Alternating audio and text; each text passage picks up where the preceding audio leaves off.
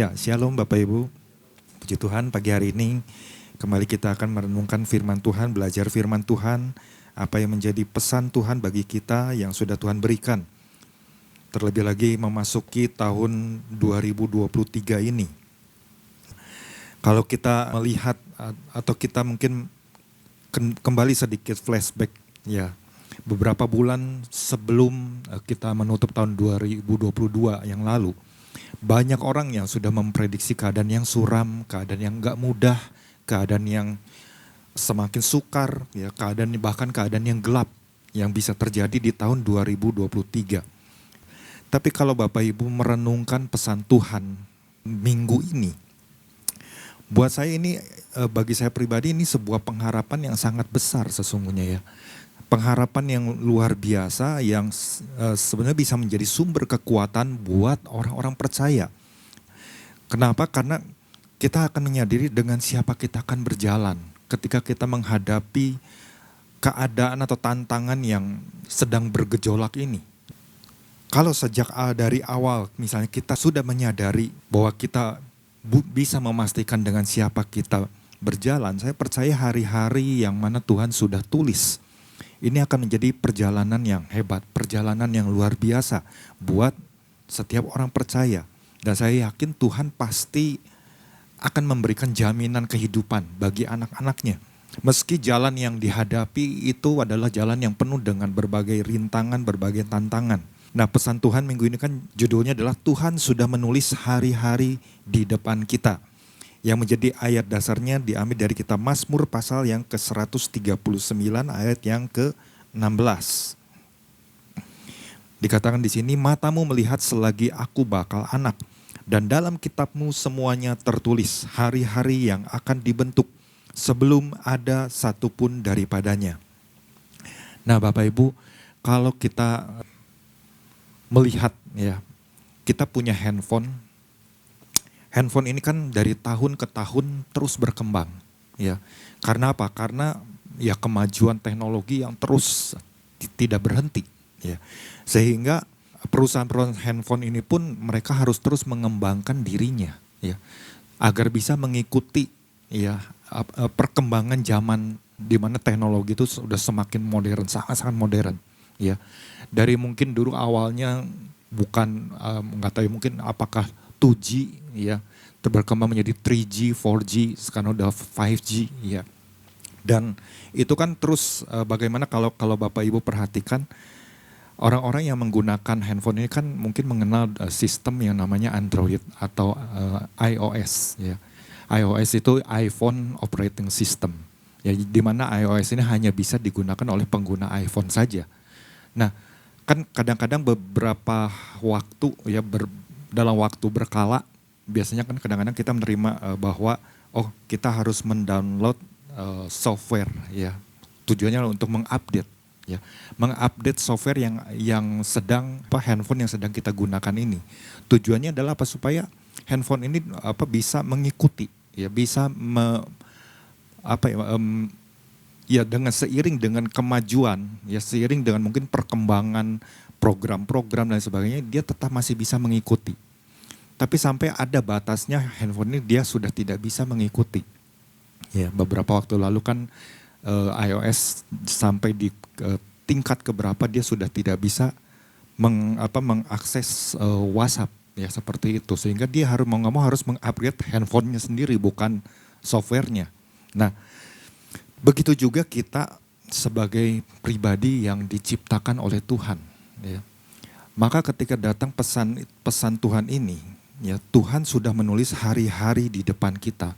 Sebagai orang percaya berarti kita juga harus terus mengupgrade diri kita. Untuk kita bisa terus mengikuti apa yang Tuhan sudah rancangkan, apa yang Tuhan sudah tulis di dalam kehidupan pribadi lepas pribadi. Ya. Dimana di situ kan ada bukunya, ada kitabnya. Ya. Nah, karenanya kalau kita melihat apa yang menjadi pesan Tuhan buat kita, ya saya bacakan kembali, ini kan tertulis di Warta. Tuhan menyatakan bahwa ketika Ia menciptakan manusia dengan caranya yang dahsyat dan ajaib, Ia ciptakan berikut dengan satu persatu rencananya atas setiap manusia tersebut. Dan semua rencananya yang dahsyat atas satu persatunya kita tersebut telah ia tulis dalam sebuah kitab, ya, yaitu dalam bahasa Ibraninya sefer, ya, buku atau akte atau kitab hukum. Nah, yang luar biasanya lagi kan di situ dijelaskan kitab yang ditulis oleh Tuhan untuk setiap kita masing-masing ini berisi hari-hari yang akan kita jalani sebelum semua itu terjadi, ya. Dan hari-hari yang akan dibentuk itu adalah hari-hari yang dahsyat. Wah, ini kan sesuatu yang luar biasa sebetulnya. Sesuatu yang menjadi kekuatan, saya katakan tadi di awal, menjadi pengharapan buat kita ketika kita memasuki mungkin tahun yang kita tidak tahu akan seperti apa. Tetapi satu hal, bahwa ketika kita sudah menyadari sebagai orang, kita memastikan diri, saya harus terus berjalan bersama dengan Tuhan. Ya kan? Kemarin kan poin yang dibagikannya kan sudah sangat jelas, jangan menjauh dan menyimpang. Berjalanlah melekat dengan Sang Penulis hidup kita itu, ya. Nah, artinya kan di sini kita belajar dari satu kehidupan dari seorang Daud, ya, bagaimana Daud di situ kan dijelaskan juga didandani oleh Tuhan, ya, didandani oleh Tuhan di dalam kehidupannya sehingga dipersiapkan oleh Tuhan menjadi sebuah alat yang luar biasa, ya, di tangan Tuhan. Jadi bagaimana Tuhan memperlengkapi seorang Daud, mendandani seorang Daud sampai menjadi begitu indah, ya. Dan juga pada akhirnya menjadi berfungsi secara maksimal, ya, di tangannya Tuhan. Nah, untuk itulah kita juga kalau pagi hari ini kita mau sama-sama renungkan apalagi nih yang menjadi kunci, ya, agar kita bisa menjadi orang-orang yang semakin berkenan di hadapan Tuhan, di mana kita menyadari rancangan Tuhan ini adalah rancangan yang sebetulnya kan memberi masa depan yang indah, masa depan yang penuh dengan pengharapan, ya. Nah, karenanya mari kita sama-sama merenungkan apa yang saya dapat, ya. Yang saya dapat satu poin aja. Jelas kalau kita sudah dengan berjalanlah melekat, berarti yang harus kita lakukan adalah kenali, ya. Kenali Sang Pencipta ini, Sang Creator yang mengetahui dengan detil setiap hidup kita, ya. Jadi kunci lainnya adalah waktu kita memutuskan, oh iya, kalau Bapak Gembala kan sudah ingatkan jangan menjauh, jangan menyimpang, berjalanlah melekat. Berarti yang harus kita lakukan selanjutnya adalah mulai kita kenali. Waktu kita memutuskan, oh ya Tuhan, saya mau berjalan melekat dengan Tuhan. Berarti kita harus mulai mengenali, kenali, ya, pribadi dari Sang Pencipta ini. Karena apa? Karena dia adalah pribadi yang sangat mengetahui dengan detil setiap hidup kita, ya. Ayat yang saya ambil dasarnya adalah di Mazmur pasal 139 ayat ke-13. Sebab engkaulah yang membentuk buah pinggangku, menenun aku dalam kandungan ibuku. Yang menjadi penekanan di sini adalah menenun aku. Bapak Ibu, kalau kita perhatikan, ya, orang-orang yang suka menenun, yang menenun kain, itu kan kalau zaman dulu mungkin sebelum adanya mesin, ya, sebelum terciptanya mesin, orang melakukan tenunan kain itu secara manual, ya. Mungkin dengan tangan, ya. Dengan tangan satu ke arah vertikal, ke arah horizontal seperti itu. Nah, yang saya tahu kalau menenun itu kan di dalam istilah pertekstilan, ya, ada pakan dan ada lus. Artinya ada garis horizontal dan ada garis vertikalnya seperti itu. Sehingga terbentuklah yang namanya sehelai kain yang terjadi karena adanya dua benang, ya. Benang yang satu ke arah horizontal, yang satu ke arah vertikal seperti itu, ya. Nah, ketika orang ahli yang menenun itu dia sedang melakukan pekerjaannya, waktu misalnya ada satu jarum yang tiba-tiba patah, waktu dia melihat itu dia akan segera tahu, oh ini ternyata jarumnya patah, maka hasilnya tuh nggak sempurna, ya. Akhirnya dia langsung segera memperbaikinya. Dia nggak membiarkannya, udah biarkan aja seperti itu, enggak. Tapi dia akan memperbaikinya. Atau misalnya tiba-tiba benangnya bisa loncat seperti itu, dia akan segera memperbaikinya. Berbeda dengan sekarang kan dengan kemajuan teknologi di mana untuk membuat kain itu kan dengan menggunakan mesin dengan tingkat kecepatan yang sudah diatur sedemikian rupa dan orang tinggal mengawasi, ya, mengawasi, oh ini hasilnya oke, ini hasilnya udah bagus, ya, dan lain sebagainya. Nah, begitu juga kalau kita perhatikan bagaimana dikatakan Tuhan itu menenun, ya, menenun aku. Ini satu hal yang luar biasa, ya. Artinya waktu Tuhan membentuk setiap kita helai demi helai, itu saya yakin bahwa Tuhan sudah menyisipkan berbagai hal, ya, berbagai potensi yang luar biasa di dalam kehidupan setiap makhluk ciptaannya. Ya. Jadi inilah yang harus kita sama-sama belajar. Kita harus belajar mengenali, ya, kenali Sang Pencipta ini. Nah, kita kan sudah sering diingatkan untuk terus mengenal Tuhan, mengenal Dia. Kalau kita ingat satu firman Tuhan di dalam Hosea pasal yang ke-6 ayat yang ke-3, ya, marilah kita sungguh-sungguh mengenal Dia.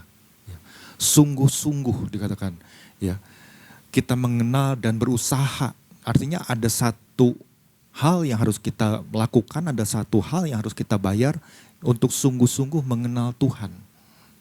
Katakan ia pasti muncul seperti fajar, ia akan datang kepada kita seperti hujan pada akhir musim yang mengairi bumi. Artinya satu tindakan yang harus kita lakukan adalah berusaha sungguh-sungguh.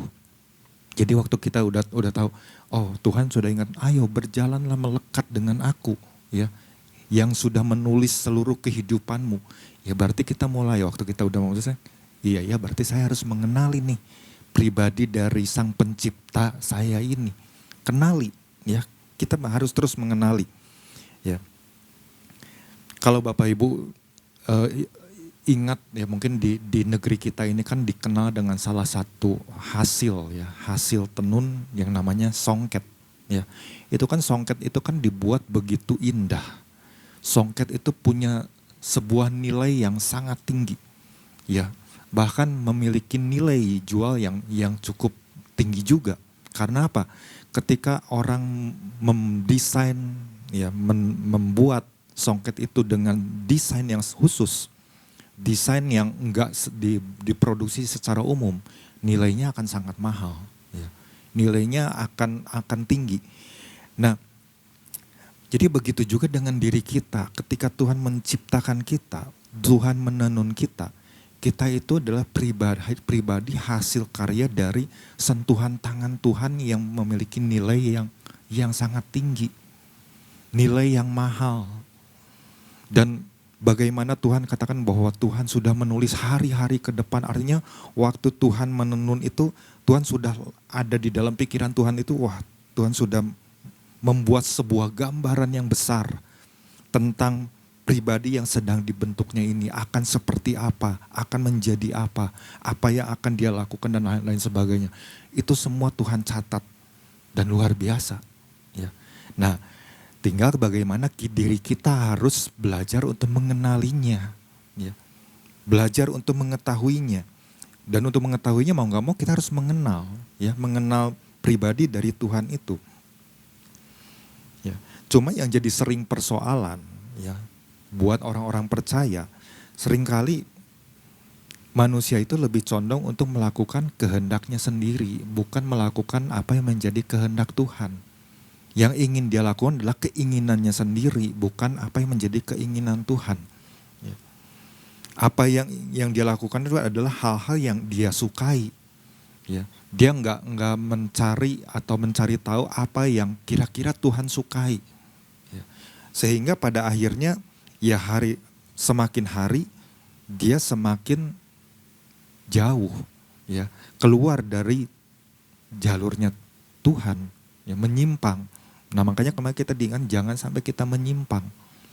Bagaimana kehidupan seorang Yusuf pada akhirnya dia ketika kakak-kakaknya merasa takut, ya, setelah ayahnya meninggal, ketika yang sudah meninggal.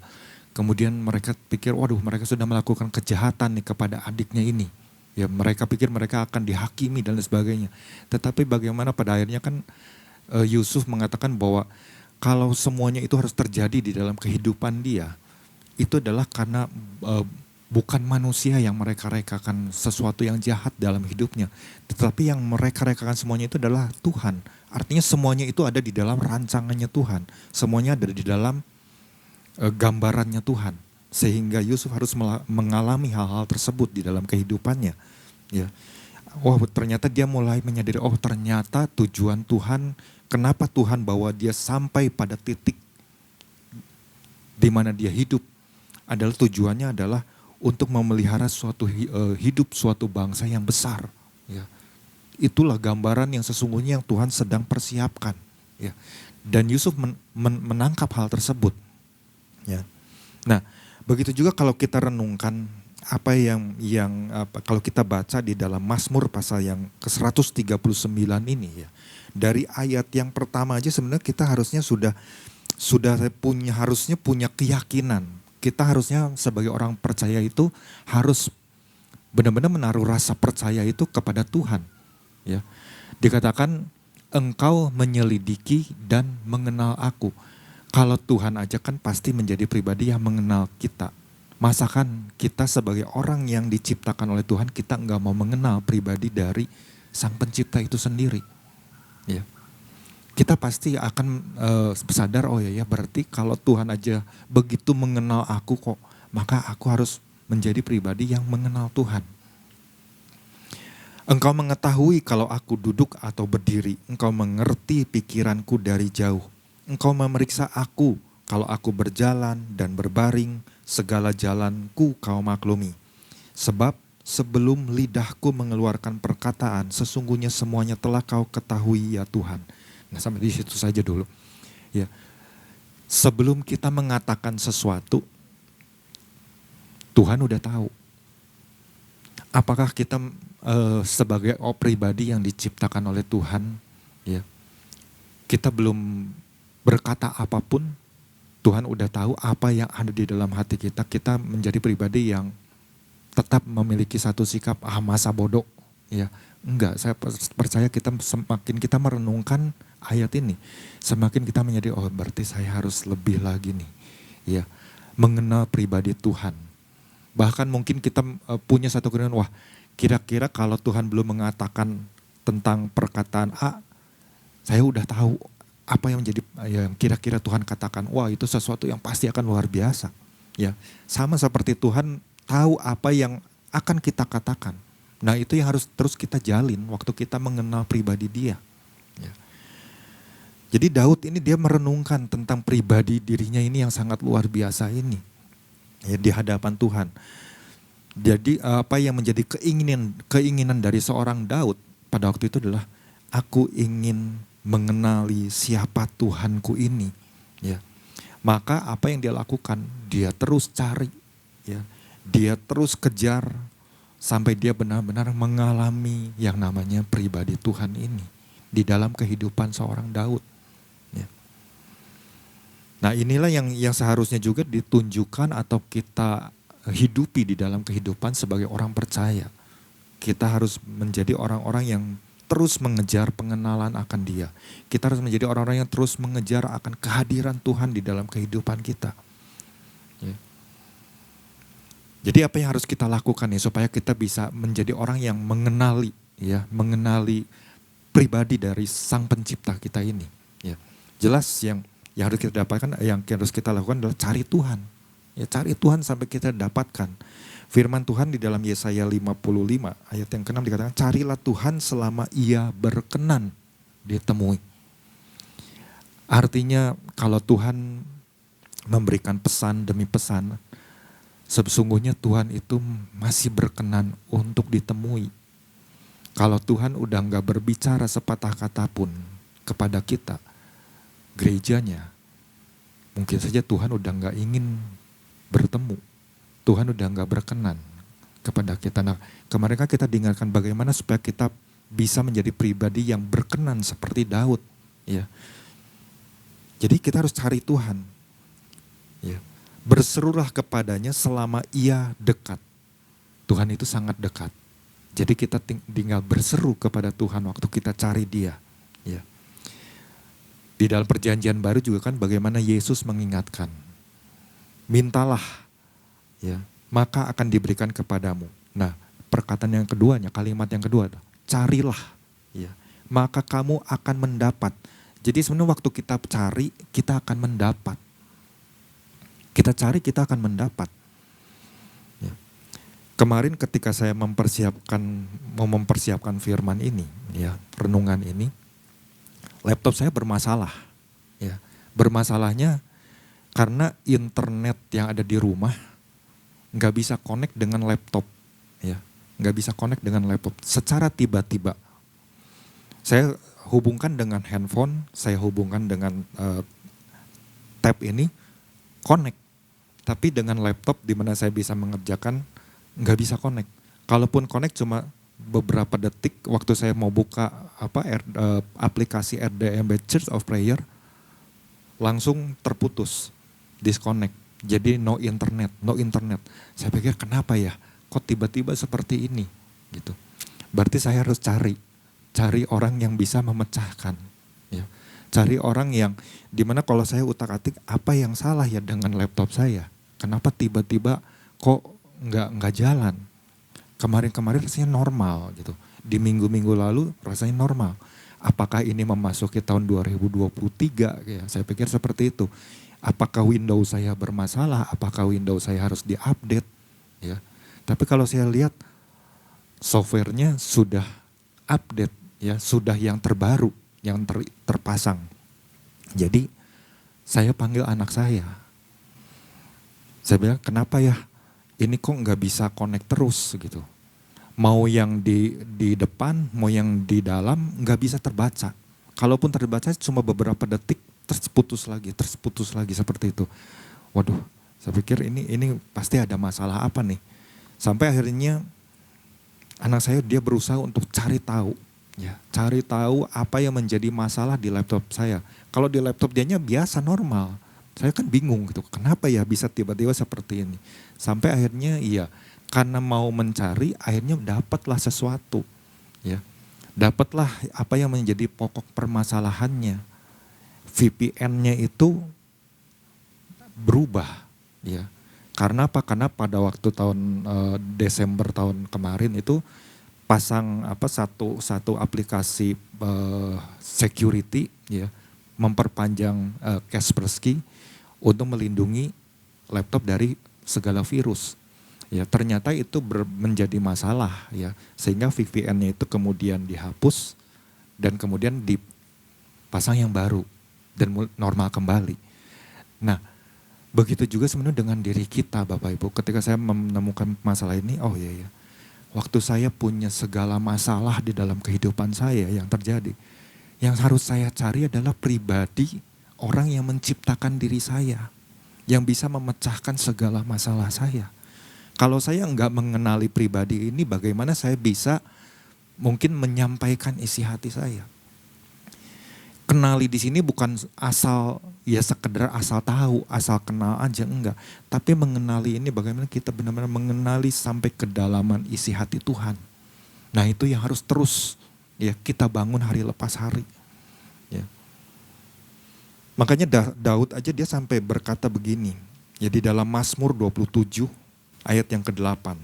Ini adalah sesuatu yang muncul dari hati seorang Daud.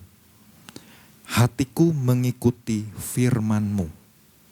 Artinya kalau kita renungkan satu kalimat di awal ini ya, bagaimana seorang Daud hidupnya itu belajar untuk menjadi taat loh. Hatiku mengikuti firman-Mu.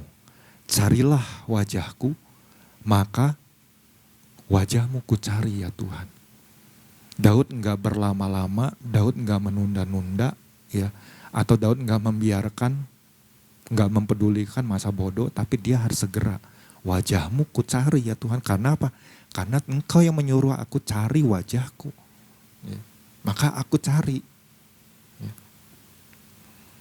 Ini yang kita mau belajar bersama-sama. Jadi ini yang menjadi bekal sesungguhnya ketika Tuhan sampaikan pesan ini. Bahwa Tuhan sudah menulis hari-hari di depan kita. Berarti yang harus kita lakukan, kenali Tuhan. Waktu kenali Tuhan, gimana caranya kita bisa terus mengenali Tuhan? Ya, cari, ya, sampai kita temukan, sampai kita dapatkan. Hal lainnya ketika kita diingatkan, oh berarti kalau saya kenal untuk mau terus mengupgrade dengan mengenal Tuhan, berarti ada hal lagi yang harus kita minta di hadapan Tuhan. Meminta agar diberikan hati yang bijaksana. Hari-hari yang kita jalani ini adalah hari-hari yang akan semakin penuh dengan tantangan. Godaan bisa saja datang. Ya, berbagai godaan atau hal-hal yang dunia sedang tawarkan itu bisa saja menggoda hati setiap orang percaya. Tetapi bagaimana kita menyadari bahwa kita ini hidup itu di dunia ini ada batasnya. Ya. Kalau motor aja atau mobilnya diciptakan, mungkin mobil-mobil yang lama, ya tahun-tahun yang lama diciptakan itu ada batasnya. Pabrik yang aslinya mungkin udah nggak memproduksi komponen-komponen originalnya, ya, karena mereka sudah menstop, tidak lagi memproduksi, ya, sehingga kalau misalnya terjadi kerusakan harus cari spare part yang benar-benar bisa menggantikan itu. Kalau spare partnya udah nggak ditemukan, berarti ya udah nggak bisa diapa-apain lagi. Mungkin menjadi barang antik, ya seperti itu. Nah, begitu juga dengan kehidupan kita. Kalau seorang Musa aja dia sangat menyadari keberadaan dirinya di hadapan Tuhan. Bagaimana seorang Musa dia berdoa kepada Tuhan. Ya, di dalam Mazmur pasal yang ke-90, ayat yang ke-10. Masa hidup kami 70 tahun dan jika kami kuat 80 tahun. Dan kebanggaannya adalah kesukaran dan penderitaan. Sebab berlalunya buru-buru dan kami melayang lenyap. Lalu ayat yang ke-12, lompat ke ayat 12. Ajarilah kami menghitung hari-hari kami sedemikian hingga kami beroleh hati yang bijaksana. Artinya ketika kita menjalani hari-hari kita, ya, ketika kita menjadi orang yang mau terus berjalan melekat dengan Tuhan, kita mulai mengejar pengenalan akan Tuhan. Kita mulai cari, langkah kita mulai cari wajah Tuhan. Berarti waktu kita cari wajah Tuhan juga kita jangan lupa minta. Tuhan berikan kepadaku hati yang bijaksana supaya hari-hari yang aku jalani ini bisa aku hadapi dengan sikap hati yang bijaksana. Ya, sikap hati yang bijaksana pula. Karena kan gak mudah, ya. Gak mudah ketika kita menghadapi persoalan-persoalan, tantangan-tantangan dalam kehidupan setiap kita semua. Ya. Karena apa? Karena kadang-kadang sebagai manusia, mungkin kita mudah untuk teledor, mungkin kita mudah untuk lalai, kita mudah untuk bersikap sembrono. Tetapi kalau kita selalu meminta hati kepada Tuhan, hati yang bijaksana, artinya di dalam setiap tindakan-tindakan yang kita lakukan, kita bisa senantiasa memikirkan lebih dulu. Apa nih sikap yang bijaksana supaya waktu saya memutuskannya adalah sesuatu yang bijak juga buat orang. Ya, orang bisa menerimanya. Nah, makanya Salomo kan waktu dia menjalani hidupnya, pernah dia ada dalam satu keadaan kehidupannya itu benar-benar keluar dari jalurnya Tuhan, ya. Dimana sampai akhirnya dia menulis ya di dalam kitab Pengkhotbah tentang hal-hal tentang kesia-siaan. Artinya ada hari-hari di mana dia lakukan itu semuanya itu adalah sia-sia sebetulnya. Semuanya itu adalah hanya untuk memuaskan dirinya sendiri. Dan itu sudah keluar dari rancangannya Tuhan. Makanya dia nasihati, ya. Dia tulis banyak hal tentang supaya kita jangan menjadi pelaku-pelaku yang melakukan mungkin hal yang sama, kebodohan-kebodohan yang sama. Jadi hal-hal yang mungkin sia-sia. Nah, ketika kita tahu bahwa Tuhan sudah menulis hari-hari, ya, di depan kita, tentu kita mau menjalani kehidupan kita, hari-hari kita itu tidak dengan sia-sia. Mungkin di masa lalu kita pernah melakukannya ketika kita belum menjadi anak Tuhan. Ada banyak hal yang mungkin sia-sia kita lakukan. Ya. Nah, ketika kita mulai mengenal Tuhan, kita menjadi anaknya, kita mulai berjalan di dalam tracknya, maka itulah yang harus kita terus hidupi, cari. Ya. Waktu kita cari, kita terus minta, oh ya, saya harus terus minta sama Tuhan. Ya, supaya hati saya ini menjadi hati yang bijaksana di dalam segala kondisi, keadaan, situasi apapun. Ya. Ini yang harus kita coba untuk lakukan. Ya. Coba untuk kita kejar, coba untuk kita hidupi. Supaya ya semoga saja di tahun 2023 ini tentu menjadi harapan. Ya. Pastinya dari setiap kita orang-orang percaya. Oh, ketika saya menjadi orang yang mengenal Tuhan, karena Tuhan ingatkan untuk mau terus berjalan melekat dengan Tuhan, maka saya harus menjadi orang percaya yang terus cari wajah Tuhan. Saya juga harus menjadi orang percaya yang punya satu kerinduan memiliki hati yang bijaksana. Sehingga hari-hari yang kita lalui ini benar-benar menjadi hari-hari yang indah. Hari-hari yang kita bisa mengalami hal-hal yang luar biasa seperti yang Tuhan sudah tulis ya di dalam kitab kehidupan setiap kita masing-masing. Karena inilah yang pagi hari ini bisa saya bagikan buat Bapak Ibu, ya bisa memperlengkapi.